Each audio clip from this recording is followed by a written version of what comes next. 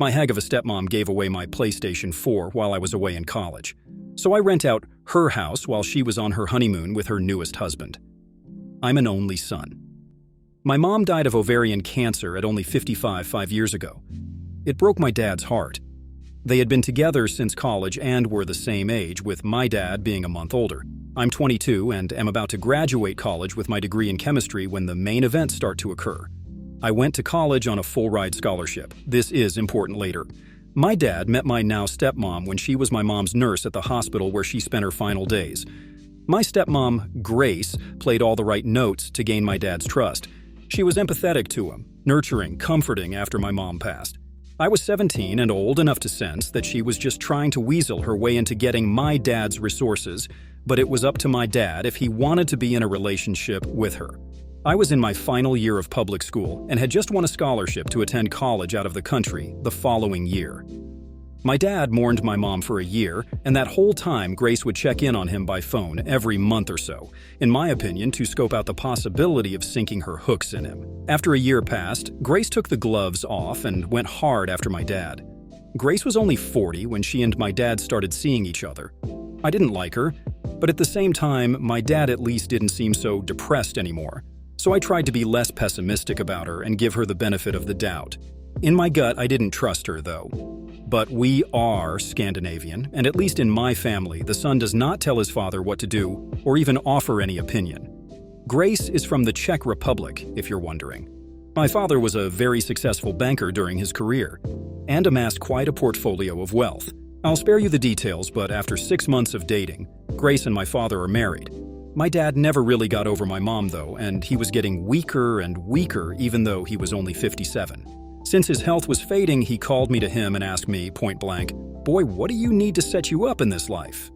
I told him I don't need anything. I'm a man and can take care of myself, but what are you even talking about, Dad? You're going to be around for decades yet.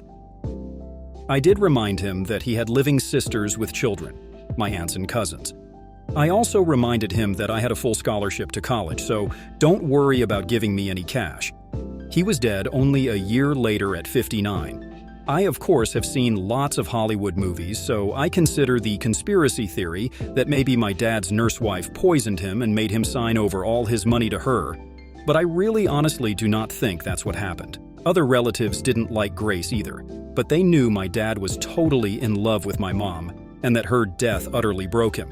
Well, long story short, my dad bequeathed his 5-bedroom house to me even though I wasn't expecting it and didn't ask for it.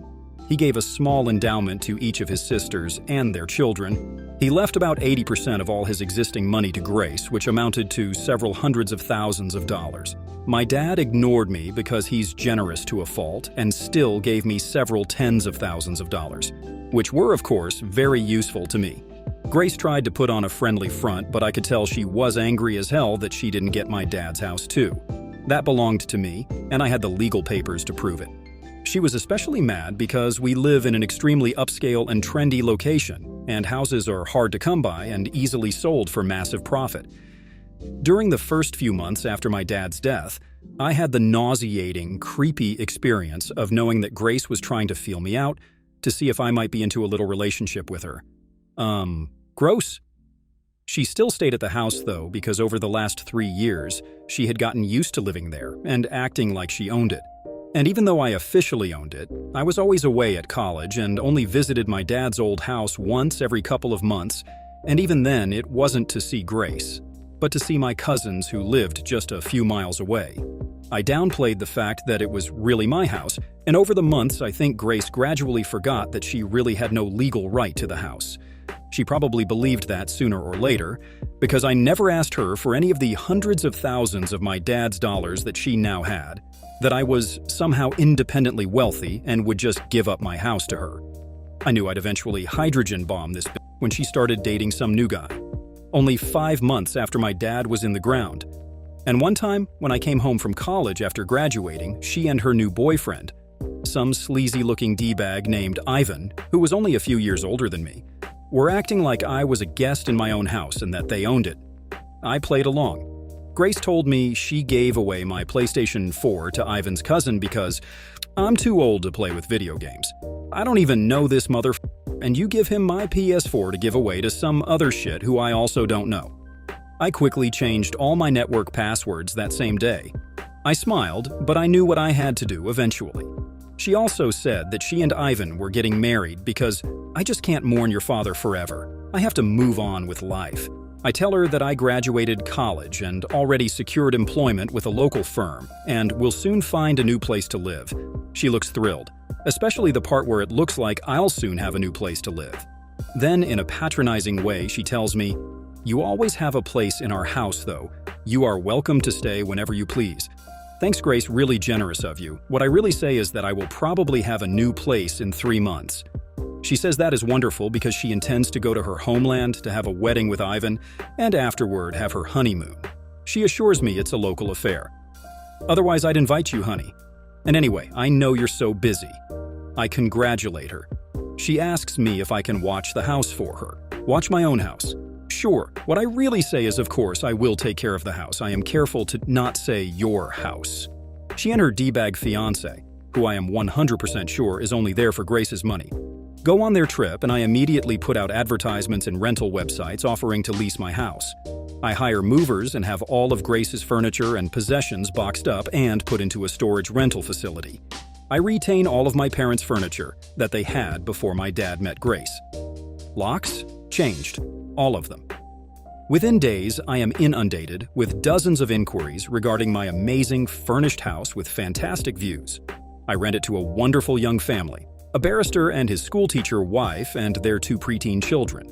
They pay me their first and last month's rent and sign a lease for a year. I warn them about my crazy stepmom who thinks this is her house, but I present them with contact information to my lawyer, the same lawyer my dad retained, in case they need any assurance that I'm on the level. I also give my lawyer the information about the storage facility, including the fact that I generously paid 4 months of storage in advance, which is a whole month longer than Grace's Czech honeymoon adventure. I then found a great apartment in the city near my new place of work. There I met a woman in a restaurant I frequent at night after a long workday. We have been dating 6 months now and are engaged to be married. Grace, of course, tried to shriek and cause trouble when she realized she got kicked out of my house, but my lawyer quickly shut her mouth without my having to ever speak to her garbage face again. From what I hear, her and her trash husband left the country, and I assume they're blowing through my dad's money and will soon be broke like chavs usually become, when they taste a little bit of what they think is the good life. So maybe Grace will go and try to exploit some other lonely man into giving her his money. Speaking of money, the house that I rent out is generating so much money that I not only am able to help pay for my cousin's college, but I moved into a larger apartment of my own, together with my fiancé. I love my job, but really, I could survive solely on renting my dad's old house. And to think, if Grace had only been cooler and nicer, I might have let her stay at the house just to be a good sport. And definitely, if she stayed the hell out of my room. But no, she had to act all proprietary, so I had to make her homeless as a wedding gift. Postscript, I bought another PS4 even though I didn't even use my old one that much. It didn't matter. It wasn't for Grace to give away. You don't give away other people's things. You give away your own things. Which is why I chose to kick Grace out of my house, because it's mine and I decide who stays there.